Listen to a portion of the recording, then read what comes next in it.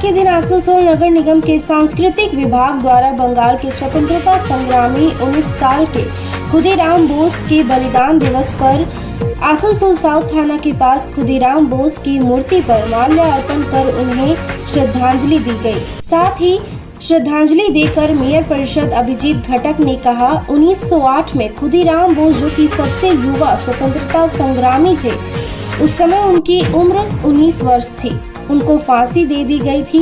पूरे देश को आजादी दिलाने के कार्य में खुदीराम बोस का एक बहुत बड़ा योगदान है, इसलिए उनके इस योगदान को हम लोग नहीं भूल सकते।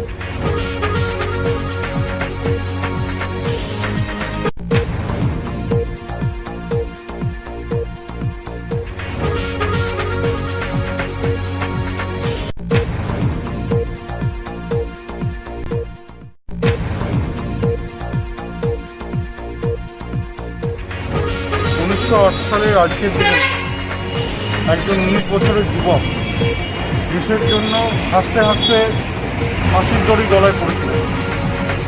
তাই সেই সকল মানুষকে আজকে আমরা শ্রদ্ধা জানাচ্ছি আপনাদের মিউনিসিপ্যাল কর্পোরেশনের পক্ষ থেকে।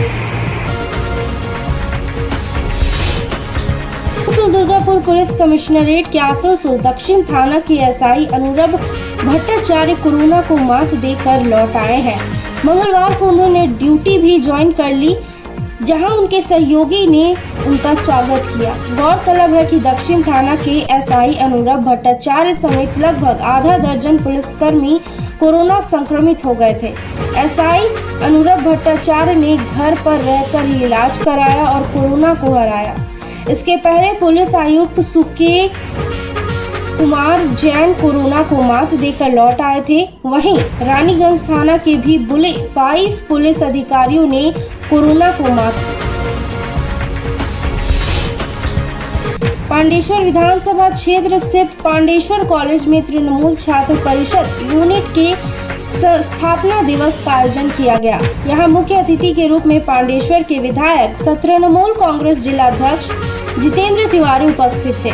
जितेंद्र तिवारी ने कहा, यहाँ दिवंगत कार्यकर्ताओं को श्रद्धांजलि दी। इस दौरान तृणमूल छात्र परिषद की ओर से अंचल के पुराने कार्यकर्ताओं को सम्मानित किया गया। इस दौरान पांडेश्वर ब्लॉक के तृणमूल कांग्रेस अध्यक्ष नरेंद्र नाथ चक्रवर्ती, युवा तृणमूल अध्यक्ष संजय यादव समेत तृणमूल छात्र परिषद के तमाम कार्यकर्ता मौजूद थे।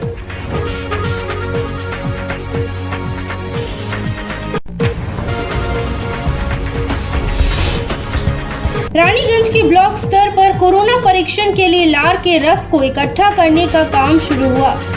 रानीगंज की रतीबती पंचायत में सबसे पहले लार रस संग्रह कार्यक्रम शुरू किया गया, जहां ब्लॉक प्राथमिकी स्वास्थ्य केंद्र से एक विशेष चिकित्सा दल ने प्रारंभिक अवस्था में 48 लोगों से लार का रस एकत्र किया। बाद में रानीगंज की 11 ग्राम पंचायतों में 40 लार्वा के नमूने एकत्र किए गए। इस लार जूस को इकट्ठा करने की प्रक्रिया मंगलवार को रानीगंज बल्लभपुर ग्राम पंचायत में शुरू हुई। मंगलवार को बल्लभपुर ग्राम पंचायत के बल्लभपुर विकलांग केंद्र में लार संग्रह शिविर आयोजित किया गया था। हालांकि इस दिन 70 नमूनों की पंजीकृत की गई थी। 45 सदस्यों ने अपने लार के रस को एकत्र किया। पंचायत प्रमुख ममता प्रसाद ने कहा कि कई लोग डर और दहशत के कारण कोरोना परीक्षण के लिए शिविर में नहीं आ रहे थे। उन्होंने यह भी दावा किया कि जन्माष्टमी के कारण उपस्थित दर कम हो सकती है। ध्यान दें कि रानीगंज पंचायत क्षेत्र में 83 मुआवजों में अलग से शिविर लगाकर लार के रस को इकट्ठा करने की पहल की जाएगी।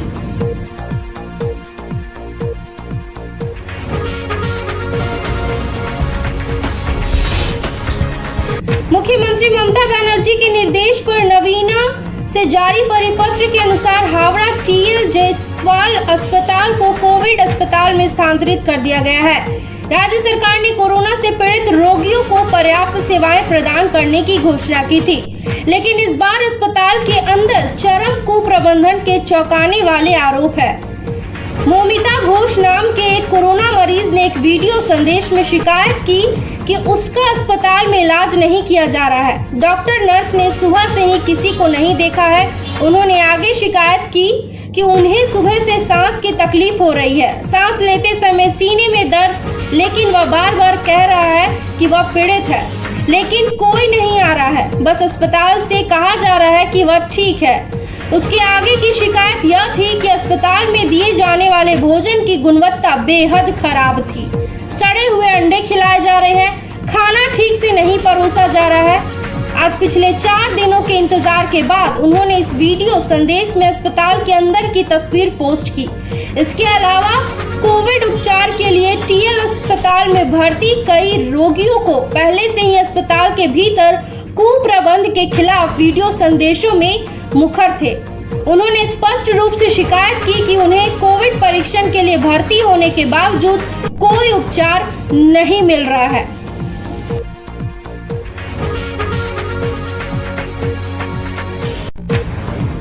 মৌমিতা ঘোষ বাধ্য হয়ে লাইভ করছি। আপনারা পারলে প্লিজ কাউকে একটু জানান, কোনো মিডিয়াকে কিছুতে। সকাল থেকে জানিয়ে জানাচ্ছি আমার কষ্ট হচ্ছে, শ্বাসকষ্ট হচ্ছে, আমার বুকে যন্ত্রণা করছে। এখানে কেউ আসছে না, কোনো নার্স আসছে না, কেউ দেখছে না। কষ্ট উঠে উঠে আমি মরে যাবো, একটা কেউ কথা শুনছে না এখানে। প্লিজ আপনারা যদি পারেন কাউকে একটু ডাকুন, কোনো মিডিয়াকে বলুন। सरकार ने मंगलवार को ईंधन की मात्रा प्रति वाहन तय कर दी है। अब राज्य में स्कूटर में सिर्फ 3 लीटर और कार में 10 लीटर तक ही पेट्रोल डीजल भरवाया जा सकता है। कोरोना वायरस की वजह से कई जगहों पर लॉकडाउन लगा हुआ है। फ्यूल टैंक समय पर नहीं पहुंच पा रही है, जिसकी वजह से वहां पर पेट्रोल डीजल की कमी हो गई है। ऐसे में सरकार ने फ्यूल राशनिंग का फैसला लिया है। इस फैसले के बाद मिजोरम की राजधानी आइजोल में पेट्रोल पंप पर लंबी लाइन लग गई है। अधिकारियों ने कहा, आदेश के अनुसार स्कूटरों के लिए 3 लीटर, अन्य 2 पहियों वाहनों के लिए 5 लीटर, हल्की मोटर वाहन यानी कार के लिए 10 litre, maxi cab, mini truck, GPC के लिए 20 लीटर की इजाजत है। वहीं ट्रक और बस के लिए 100 लीटर की अनुमति दी गई है। इसके अलावा पेट्रोल पंप पर गैलन और अन्य किसी भी सामान में ईंधन लेने पर रोक लगा दी गई है। आपको बताते चले कि इन गाड़ियों में मिली छूट पर पीटीआई के मुताबिक जो वाहन चावल और अन्य खाने पीने की चीजों को लेकर जा रहे हैं, उसे टैंक फुल करने की इजाजत है। अधिकारियों का कहना है कि ये वाहन सामान ढो रहे हैं, इसलिए इनके लिए ये नया नियम लागू नहीं होगा।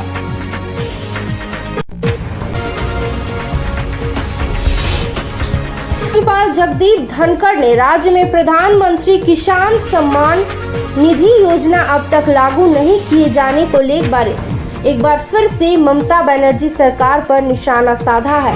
उन्होंने कहा कि बंगाल के 70 लाख अन्नदाता किसानों के साथ अन्याय हो रहा है। राज्यपाल ने इस संबंध में मुख्यमंत्री को एक पत्र भी लिखा है और किसानों के हितों को देखते हुए राज्य में पीएम किसान सम्मान निधि योजना को लागू करने की अपील की है। राज्यपाल ने सीएम को लिखे पत्र को ट्विटर के माध्यम से साझा करते हुए कहा कि बंगाल में किसानों के साथ अन्याय हो रहा है, किसानों को उनके हक का रुपया नहीं मिल रहा है। यह चिंताजनक है कि 70 लाख किसानों को प्रधानमंत्री किसान सम्मान निधि के लाभ से वंचित रखा गया है। उन्होंने लिखा है कि केंद्र सरकार ने दिसंबर 2018 से यह योजना शुरू की थी और अब तक बंगाल को छोड़कर देश के अन्य राज्यों के किसानों को 92,000 करोड़ रुपए का लाभ मिल चुका है।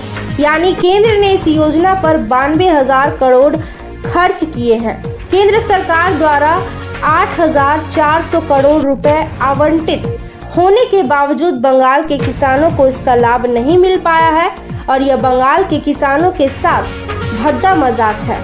उन्होंने मुख्यमंत्री से यहाँ कि किसानों के साथ हो रहे अन्याय को खत्म करने के लिए तुरंत आवश्यक कदम उठाने का आग्रह किया है।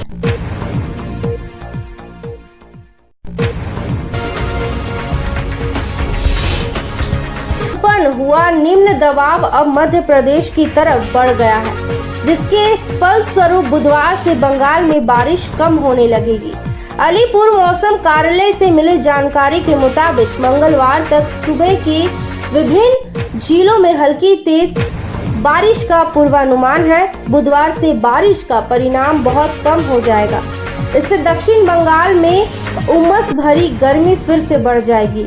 लोगों को अगले कुछ दिन काफी परेशानी हो सकती है।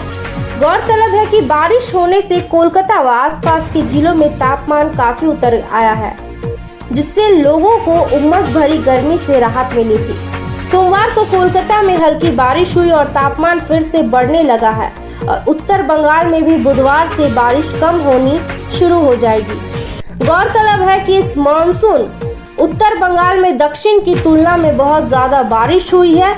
निम्न दबाव के माध्यम से मध्य प्रदेश की तरफ बढ़ने से अब वहां अति भारी वृष्टि की संभावना जताई जा रही है।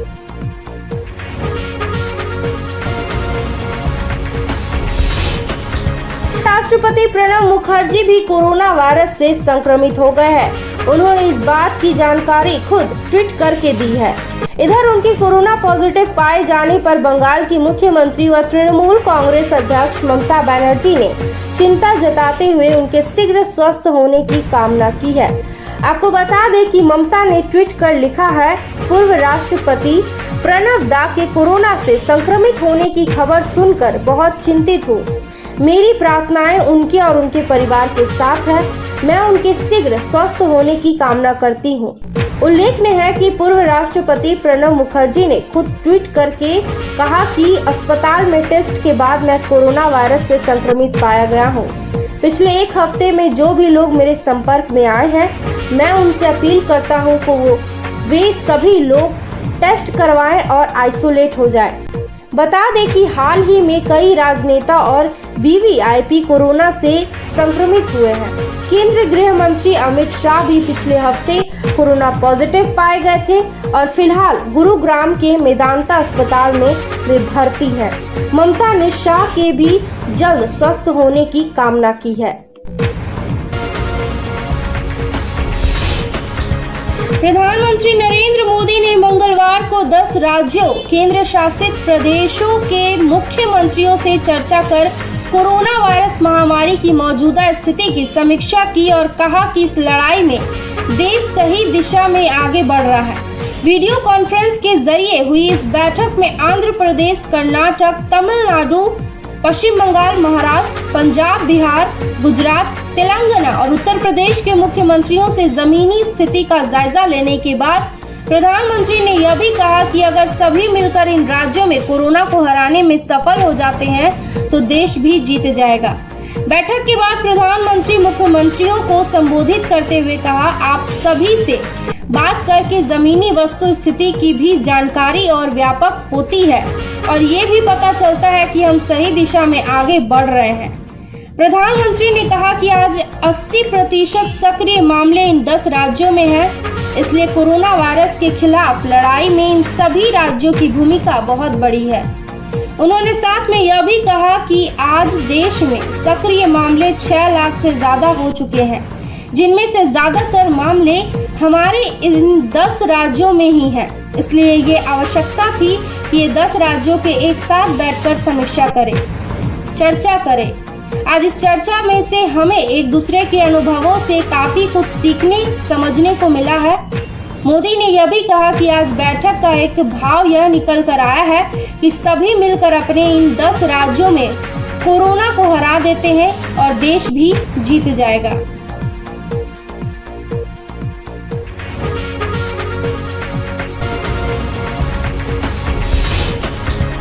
सिंह राजपूत मामले की सीबीआई जांच को लेकर महाराष्ट्र और बिहार सरकार सुप्रीम कोर्ट में आमने सामने है। वहीं मुंबई के बांद्रा पुलिस स्टेशन में 5 बिहार पुलिस के खिलाफ शिकायत दर्ज की गई है। जानकारी के अनुसार शिकायतकर्ता अजय सिंह सेंगर ने 5 बिहार पुलिस के जवानों के खिलाफ तहरीर दी कि सुशांत सिंह राजपूत आत्महत्या केस बिहार के पटना में दर्ज 0 एफआईआर को कानूनी तौर पर मुंबई पुलिस को ट्रांसफर कर देना चाहिए था, लेकिन ऐसा किया नहीं गया।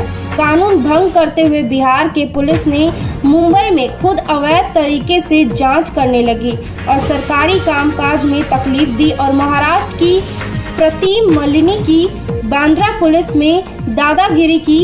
इसलिए मनोरंजन भारती, मोहम्मद यासीन, निशांत दुर्गेश पर केस दर्ज किया गया है। इधर सुप्रीम कोर्ट में आज सुशांत सिंह राजपूत केस में अहम सुनवाई चल रही है। सुप्रीम कोर्ट ने रिया चक्रवर्ती की याचिका पर फैसला करेगी। जानकारी के अनुसार थोड़ी देर में साफ हो जाएगा कि सुशांत केस की जांच सीबीआई करेगी या Mumbai police. Supreme court Bihar, Maharashtra, केंद्र सरकार और सुशांत सिंह राजपूत के पिता के दाखिल जवाबों पर फैसला सुनाएगी।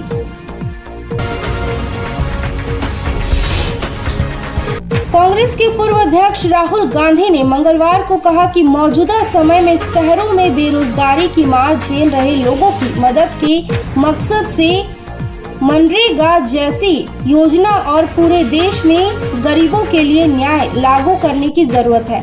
गौरतलब है कि पिछले लोकसभा चुनाव के समय राहुल गांधी की अध्यक्षता में कांग्रेस ने न्यूनतम आय योजना का वादा किया था। कहा था कि सत्ता में आने पर वह 5 करोड़ गरीब परिवारों को सालाना 72 हजार रुपए देंगे। कांग्रेस नेता ने ट्वीट किया, शहर में बेरोजगारी की मार से पीड़ितों के लिए मनरेगा जैसी योजनाओं और देश भर के गरीब वर्ग के लिए न्याय लागू करना आवश्यक है। ये अर्थव्यवस्था के लिए भी बहुत फायदेमंद होगा।